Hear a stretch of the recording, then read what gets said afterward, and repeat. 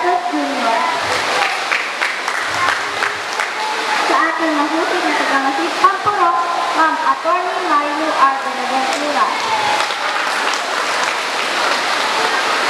Sa ating minamahal na kapitan ng Kasulukan Pepe, Pagalang-galang Jaime Ignacio Sr.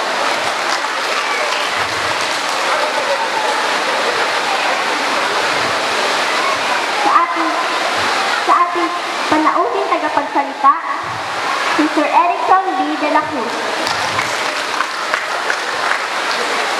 Sa ating punong guro, Ma'am Maria Teresa F. Bulanadi. Sa ating mga minamahal na guro, magulang, and of course, my dear co-graduates, a very pleasant afternoon to everyone. Today is a memorable day for all of us because we have just ended an episode in our life, elementary school life. My dear co-graduates, the first step has been successful. Eka nga, the root of education is bitter, but the fruit is very sweet. Ako po ay lubos na nagpapasalamat sa aming paaralan ng Sulukan Este Elementary School na siyang naging tahanan namin sa pag-aaral ng 6 na taon. Kung gaano katibay ang pundasyon ng bawat silid-aralan ng paaralang ito, ay gayon rin ang tibay at tatag ng aming mga pag-iisip na inubog ng aming mga mapagmahal na guro na aming dadalhin saan man kami makarating. Hindi po nihid sa ating kaalaman ang pag-aaral ay mahirap. Ngunit kung ano ang hirap ng isang estudyante ay sa ring hirap ng mga guro sa pagtuturo, lalo na sa mga estudyante pinanghinaan ng loob. Madalas po sa ating mga estudyante ay kinaiinisan ang mga gurong laging pumupuna ng ating mga marka at pag-uugali. Ngunit ito ay ilan lamang sa mga patotoong guro na hindi lamang guro sa profesyon, kundi guro din sa kanilang mga puso, bagkus na ang tunay na guro ay nagmamahal ng mga kanyang estudyante. Kaya sa aming mga guro, maraming salamat po sa walang sawang paggabay sa amin sa tamang daan. Sa aming mga magulang at pamilya na laging nariyan, maraming salamat po. Naniniwala po ako na ang tahanan ng unang paaralan ng bawat isa sa atin. Dito po tayo unang natutong magsalita at kumilos. Ang bawat tahanan ang siyang laging gumagabay sa ating tamang landas.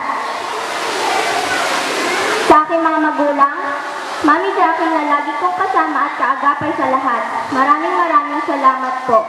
Sa aking tatay, Daddy Marnod, na kahit hindi ka man namin kasama ngayon, ay buong puso kami nagpapasalamat sa sakripisyo at pagmamahal na ibinigay niya sa akin. Sa buong pamilya ko po, Javier and Mata family, maraming salamat po sa pagmamahal at sa suporta na ibinigay niya sa akin. Lahat po ng ito ay nagsilbing inspirasyon ko para maabot ko kung ano man ang pinagkaloob ng Diyos sa akin ngayong araw na ito. Ang mabigyan ng pagkakataon upang makapag-aral ay isa sa pinakaninanais ng bawat Pilipino. At ako ay nabigyan ng pagkakataon upang matupad ang aking mga pangarap. Alam ko, responsibilidad ng isang magulang ang mapag-aral ng kanyang mga anak. Ngunit, ako ay naniniwala na ito ay masigit pa sa responsibilidad. Ito ay ang kanilang pagmamahal. Pagmamahal na higit pa sa ating inaasahan. Kaya sa mga estudyanteng katulad ko ay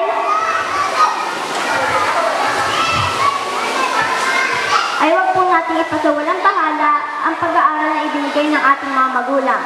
To all my schoolmates, classmates, and friends, thank you for all the unforgettable memories we shared. Kahit magkahiwalay man tayo ng landas sa susunod na kabanata ng ating buhay, ay sinisiguro kong hindi ko makakalimutan ng ating mga pinagsamahan.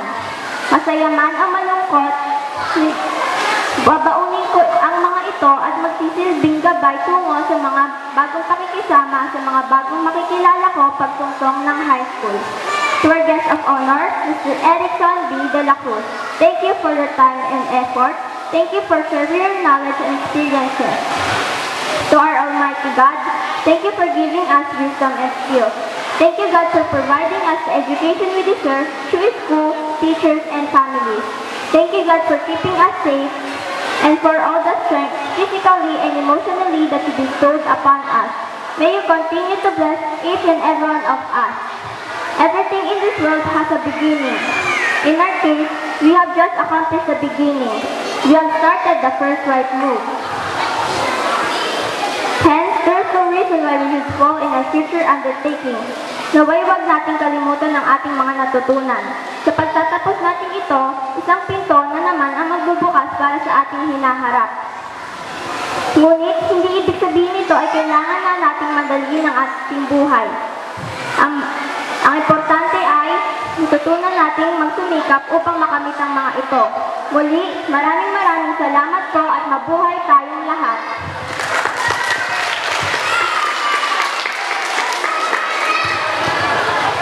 Maraming